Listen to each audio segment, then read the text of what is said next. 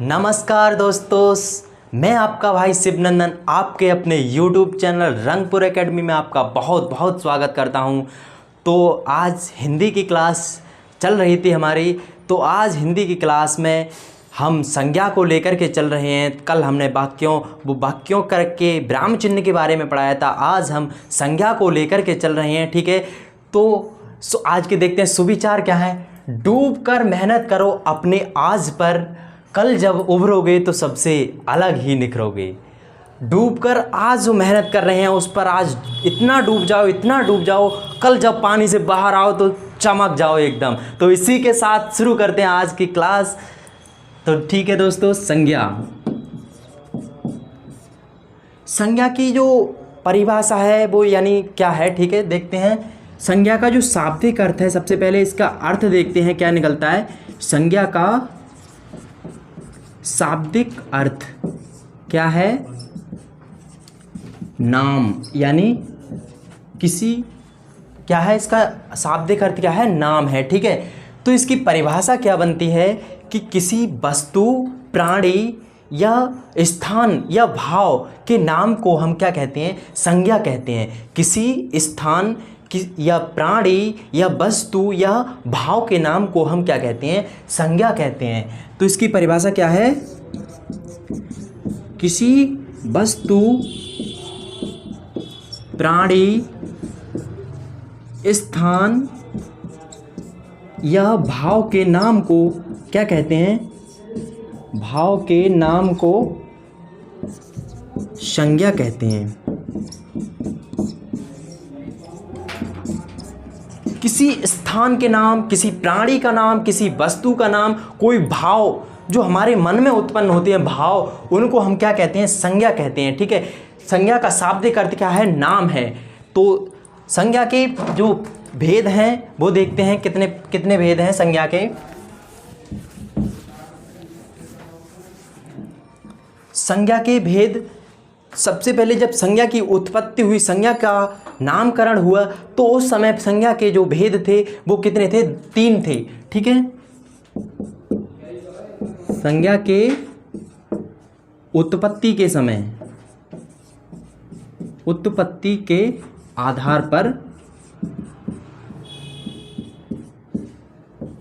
पर भेद कितने थे?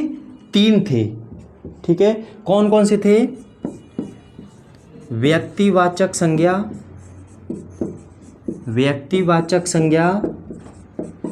दूसरा जातिवाचक संज्ञा,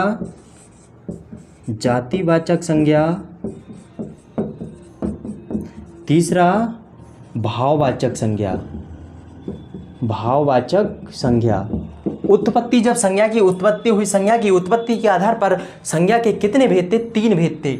व्यक्तिवाचक संज्ञा, जातिवाचक संज्ञा और तीसरा भाववाचक संज्ञा। जब हमें व्याकरण को पढ़ने में थोड़ी असुविधा होने लगी तो संज्ञा के 2 भेद और बढ़ा दिए गए। संज्ञा के जो अर्थ और प्रयोग के आधार पर, अर्थ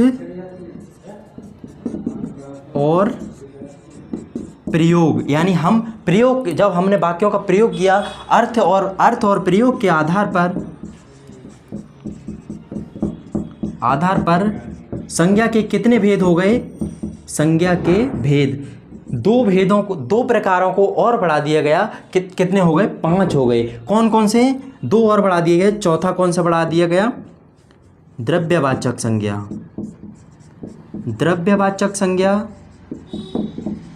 5वां कौन सा बढ़ा दिया गया? समूहवाचक संज्ञा। कोई हमें असुविधा ना हो इसलिए हम जो व्याकरण थे, जो व्याकरण को ज्ञानी थे मतलब, तो उन्होंने क्या किया? 2 संज्ञाओं को और बढ़ा दिया। एक द्रव्यवाचक संज्ञा और दूसरी समूहवाचक संज्ञा। तो इस प्रकार संज्ञा के कितने भेद हो गए? 5 भेद हो गए। जो आज हम पढ़ते हैं वो कितने भेद पढ़ते हैं? 5 भेद पढ़ते हैं संज्ञा के, ठीक है। संज्ञा के 2 भागों में बांटा गया है। संज्ञा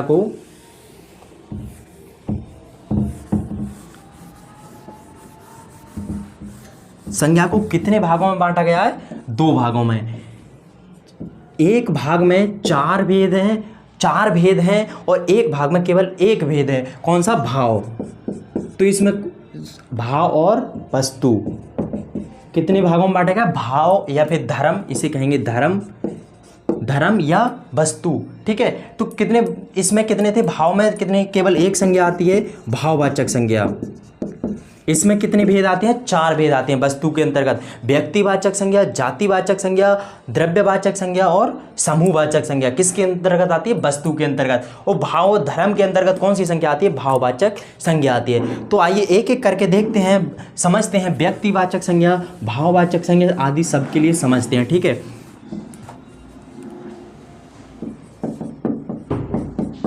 पहला जो पार्ट समझते हैं वो क्या है, व्यक्तिवाचक संज्ञा। इसकी परिभाषा क्या है, किसी विशिष्ट व्यक्ति, प्राणी, वस्तु या स्थान का नाम होगा, ठीक है, उसे हम क्या कहते हैं, व्यक्तिवाचक संज्ञा कहते हैं। किसी विशिष्ट व्यक्ति या सभी व्यक्ति या प्राणी, स्थान या वस्तु के नाम को केवल अकेला होगा व्यक्ति, उसे हम क्या कहते हैं, व्यक्तिवाचक संज्ञा कहते हैं, ठीक है। इसकी परिभाषा क्या है, किसी व्यक्ति या स्थान या वस्तु का अकेले नाम को हम क्या कहते हैं, व्यक्तिवाचक संज्ञा कहते हैं, ठीक है, व्यक्तिवाचक संज्ञा कहते हैं। जैसे शहरों के नाम देख लेते हैं, शहरों के नाम, यदि शहर आ जाता तो क्या हो जाएगी, जातिवाचक, लेकिन यहाँ क्या है, शहरों के नाम जैसे पटना, अलीगढ़,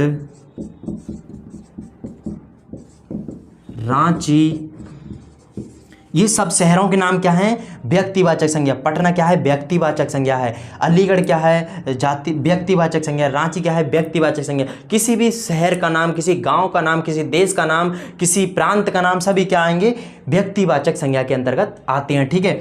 किसी व्यक्ति का नाम जैसे मोहन, नरेंद्र मोदी, गीता, खुशबू, ठीक है, ये सब क्या हैं, व्यक्तियों के नाम है। ये सब क्या है, व्यक्तिवाचक संज्ञा है। मोहन, नरेंद्र मोदी, गीता, खुशबू आदि सब जितने भी नाम हैं, जितने भी व्यक्तियों के नाम हैं, सब किसके अंतर्गत आती हैं, व्यक्तिवाचक संज्ञा के अंतर्गत आती हैं, ठीक है। जैसे वस्तु का नाम देख लेते हैं, किसी वस्तुओं के नाम, कुर्सी, मेज,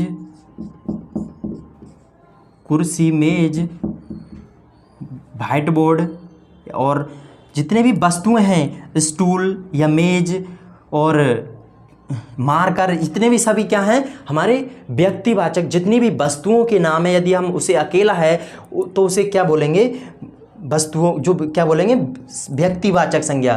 तो जितने भी शहर हैं, व्यक्ति हैं या फिर प्राणी हैं, ठीक है, कोई भी जानवरों के नाम ले लेते हैं, जैसे जानवरों के नाम हाथी है, शेर है, तो ये सब क्या हैं, व्यक्तिवाचक संज्ञा के अंतर्गत आते हैं, ठीक है। कोई भी पशु पक्षी का नाम लेते हैं, तोता है, कबूतर है, ये सब क्या है, व्यक्तिवाचक संज्ञा हैं। दूसरी कौन सी हमारी, दूसरा जो भाग है वो क्या है, जातिवाचक संज्ञा, ठीक है। दूसरा क्या है, जातिवाचक संज्ञा।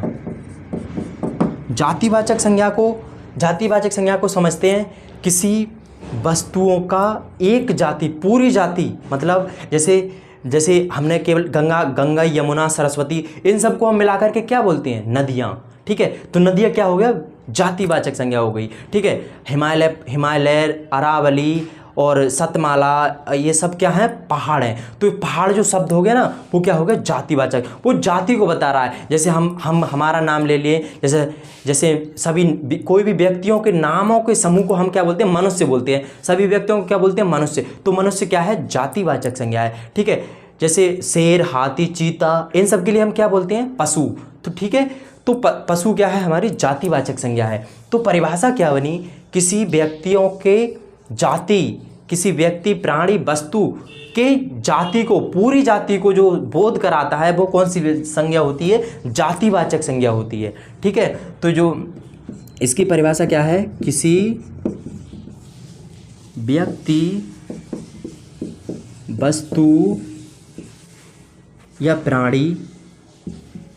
प्राणी की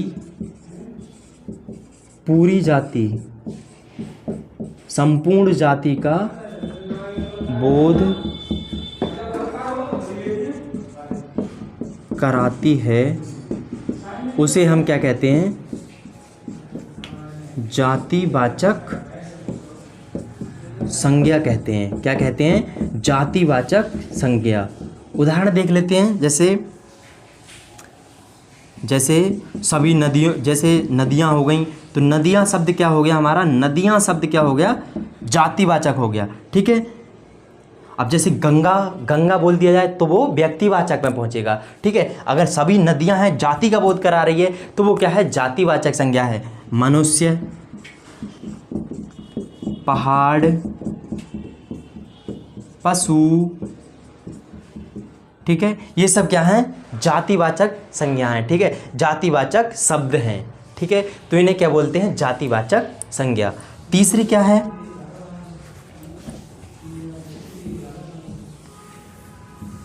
तीसरी क्या है? द्रव्यवाचक संज्ञा। तीसरी क्या है? द्रव्यवाचक संज्ञा। वह संज्ञा या वह शब्द, क्या परिभाषा बनेगी इसकी? वह संज्ञा या वह शब्द जो किसी द्रव्य, मैटर यानी द्रव्य, जैसे द्रव्य क्या होते हैं? जैसे ठोस, द्रव, गैस, तीनों क्या हैं? द्रव्य हैं। उनके नाम अगर आ जाएं किसी के भी, जैसे दूध, ठीक है, दूध, पानी, घी, ये सब क्या है? द्रव्य हैं। ठीक है, लोहा, ये सब क्या है? द्रव्य हैं। तो इनकी सबको क्या कहेंगे? द्रव्यवाचक संज्ञा। तो इसकी परिभाषा क्या बनेगी? वह शब्द या संज्ञा, वह संज्ञा जो किसी द्रव्य का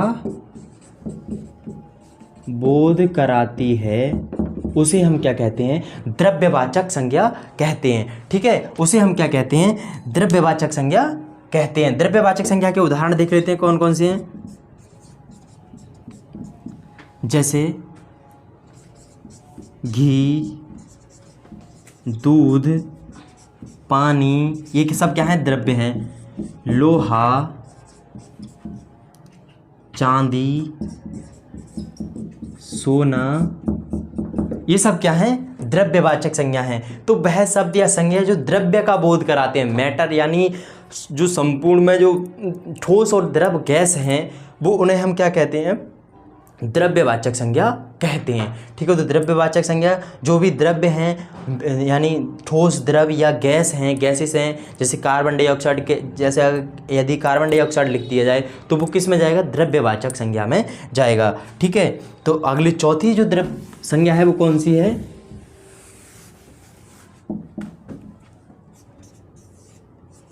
समूहवाचक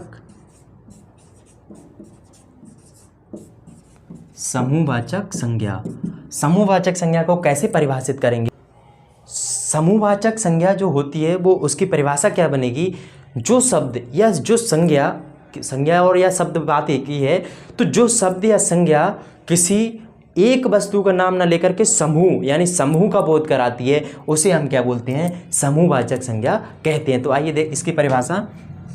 वह शब्द या वे शब्द, वह शब्द या संज्ञा जो किसी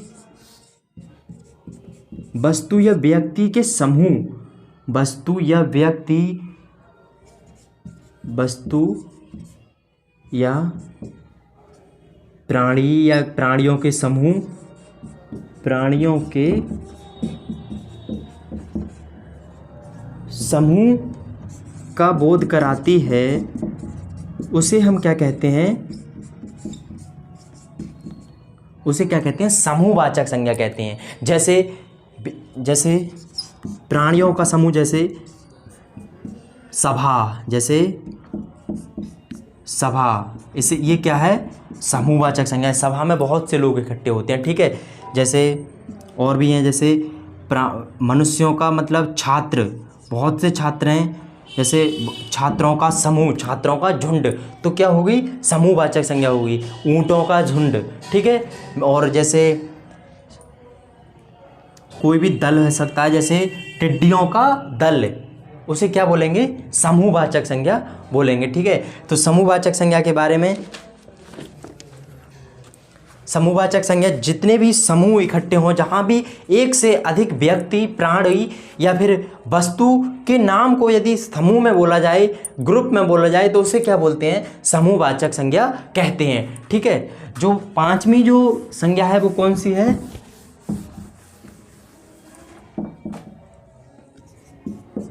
भाववाचक,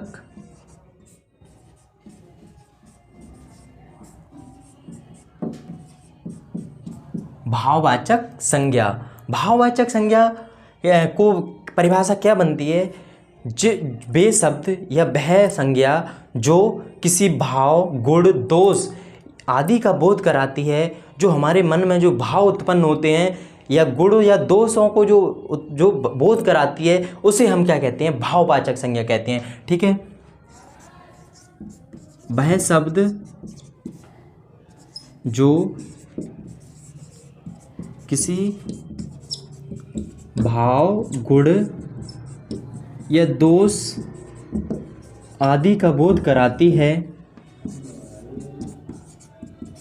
आदि का बोध कराती है,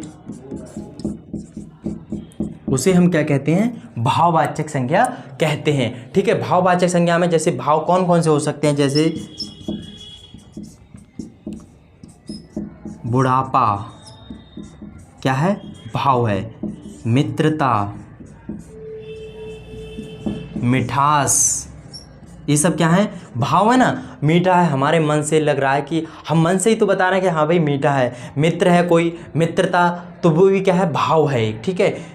बचपन यानी शिवत्व, शिव को जो मानने वाले हैं उनको, जो शिव को जो मानता है उसको क्या कहेंगे, शिवत्व कहेंगे, ठीक है, शिवत्व। और जैसे बुराई, ये सब क्या है, भाव हैं। अच्छाई, भलाई आदि सब क्या है, भाव हैं।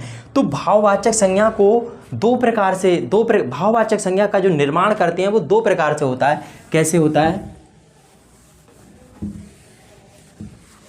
एक भाववाचक संज्ञाएं दो प्रकार की होती हैं, ठीक है। एक तो होती है स्वतंत्र भाव,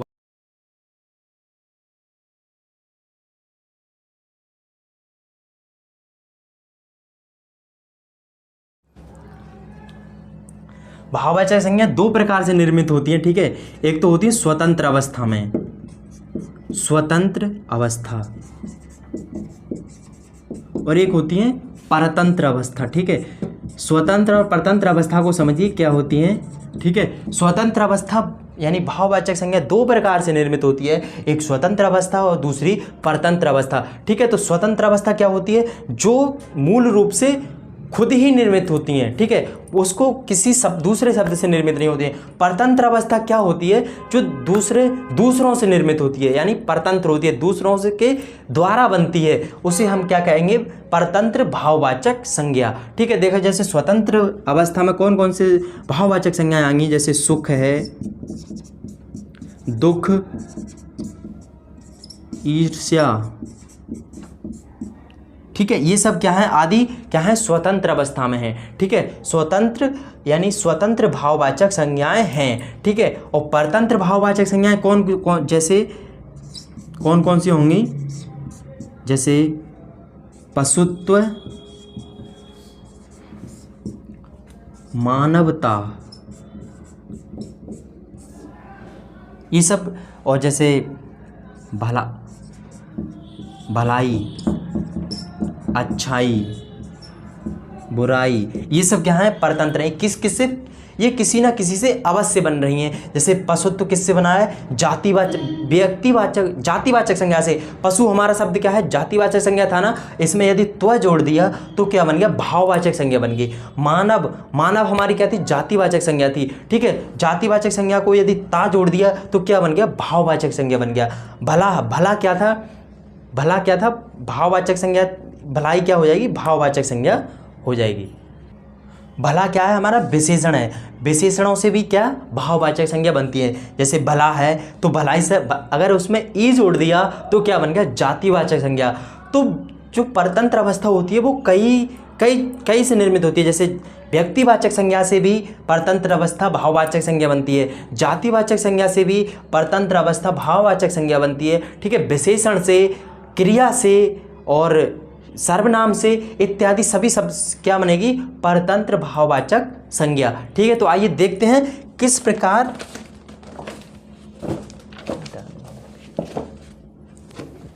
तो आइए देखते हैं किस प्रकार इसका निर्माण होता है, ठीक है, परतंत्र अवस्था भाववाचक संज्ञा का। तो देखते हैं व्यक्तिवाचक संज्ञा से किस प्रकार भाववाचक संज्ञा का निर्माण होता है, ठीक है।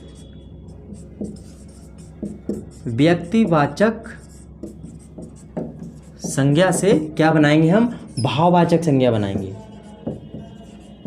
भाववाचक संज्ञा का निर्माण करेंगे, ठीक है। वो थी ना परतंत्र अवस्था वाली भाववाचक संज्ञा, तो परतंत्र वाली किसी ना किसी से निर्माण अवश्य होगा, ठीक है। तो जैसे गांधी, यदि इसमें त्व जोड़ दिया तो क्या हो गया, गांधित्व हो गया, या इसमें बाद लगा देंगे, गांधीवाद, तो ये सब क्या है, भाववाचक संज्ञा। ये दोनों क्या है, भाववाचक संज्ञा, ठीक है। यदि मार्क्स, ये भी किसी का नाम है, इसमें यदि बाद जोड़ दें, मार्क्सवाद, तो ये क्या होगी, हमारी भाववाचक संज्ञा हो गई, ठीक है। लेनिन, लेनिनवाद, लेनिनवाद, ये भी क्या है, भाववाचक संज्ञा है। यदि रावण, रावण में त्व जोड़ दें, रावणत्व, ठीक है, ये क्या हो गई हमारी भाववाद। ये भाव तो हो गया, रावणत्व तो एक भाव होता है, ठीक है। लेनिनवाद भी एक भाव है, मार्क्सवाद भी एक भाव है, गांधीत्व भी भाव है और गांधीवाद भी भाव है। तो इस प्रकार व्यक्तिवाचक संज्ञा से क्या, किसका निर्माण करते हैं, भाववाचक संज्ञा बनती है, ठीक है। दूसरी देखते हैं, दूसरी देखते हैं जातिवाचक संज्ञा से, जातिवाचक संज्ञा से किसका निर्माण करेंगे, भाववाचक, जातिवाचक संज्ञा से। जैसे जाति, कोई जातिवाचक संज्ञा लीजिए, मनुष्य, यदि इसमें ता जोड़ दें तो ये क्या हो जाएगी, भाववाचक संज्ञा हो जाएगी, मनुष्यता, मनुष्यता, ठीक है। तो ये क्या है कि मनुष्य को क्या, किसमें, भाववाचक संज्ञा में यदि चेंज करेंगे तो क्या जोड़ देंगे, ता जोड़ देंगे, क्या हो जाएगा, मनुष्यता हो जाएगा, ठीक है। यदि पशु है, पशु क्या है, जातिवाचक संज्ञा है, ठीक है। तो पशु में यदि त्व जोड़ दें तो क्या हो जाएगा, पशुत्व, ठीक है। और जैसे और भी हैं, तो और भी शब्द हैं, जैसे स्त्री, यदि इसमें भी त्व जोड़ दें तो क्या हो जाएगा, स्त्रीत्व हो जाएगा, ये क्या हो गया, भाववाचक संज्ञा हो गई, ठीक है। मानव, मानव भी क्या है, जातिवाचक संज्ञा है, यदि इसमें ता जोड़ दें तो मानवता, ठीक है। तो ये क्या हो गई, भाववाचक संज्ञा हो गई, ठीक है। और भी जोड़ सकते हैं,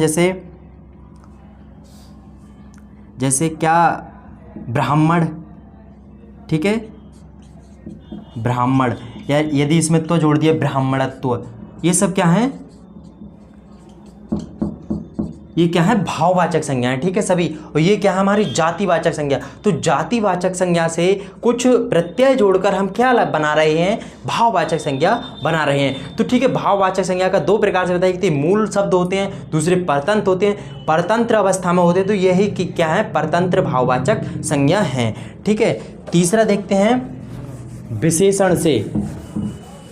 विशेषण से हम क्या करेंगे, विशेषण से भाववाचक संज्ञा को निर्माण करेंगे, ठीक है।